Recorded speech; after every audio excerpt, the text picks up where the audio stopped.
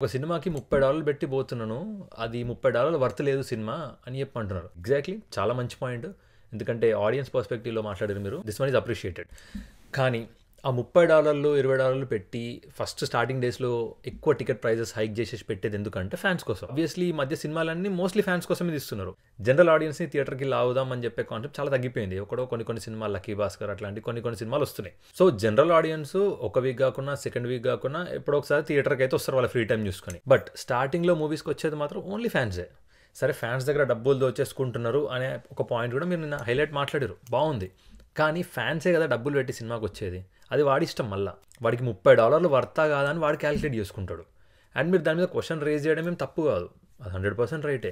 ఒక టికెట్కి $30 పెట్టడం ప్రాబ్లం అయితే వారం తర్వాత వాళ్ళ టికెట్ రేట్లు తగ్గిస్తారు. చాలా కేసెస్లో చూసినాం. మీరు మీ ఒపీనియనే కదా చెప్పాలనుకుంటుంది. జస్ట్ మీ ఒపీనియన్ చెప్పాలనుకుంటారు. దానికి వారం తర్వాత పోయి సినిమా చూడండి. అప్పుడు మీకు డబ్బులు కూడా తక్కువ పడతాయి కదా. ఒక టైం అంటూ ఏమి ఉండదు కదా. సినిమా రిలీజ్ అయిన 10 రోజులకు కూడా మీరు చెప్పుకోవచ్చు కావాలంటే. బట్ మీరు అది చెయ్యరు. ఎందుకు? మీకు వ్యూస్ వస్తాయి. ఎంబడే పెట్టాలి, ఫాస్ట్ పెట్టాలి. ఎవడైతే ఫస్ట్ రివ్యూ పెడతాడో మనకి రీచ్ ఎక్కువ వస్తుంది కదా. ఫస్ట్ సినిమా చూసిన 10 నిమిషాలుగా రివ్యూ పెట్టాలి మనం. బట్ ఈ విషయంలో మీరు కాంప్రమైజ్ గారు. హిందీలో $18 ఉంది టికెట్. బట్ తెలుగులో వచ్చేసరికి సేమ్ ఫిలిం బట్ లాంగ్వేజ్ వేరు, $30 ఉంది టికెట్ అని. మరి మీరు సింపుల్గా మీకు హిందీ అయితే వచ్చు కదా బ్రో, నాకైతే తెలుసు మీకు హిందీ వచ్చని.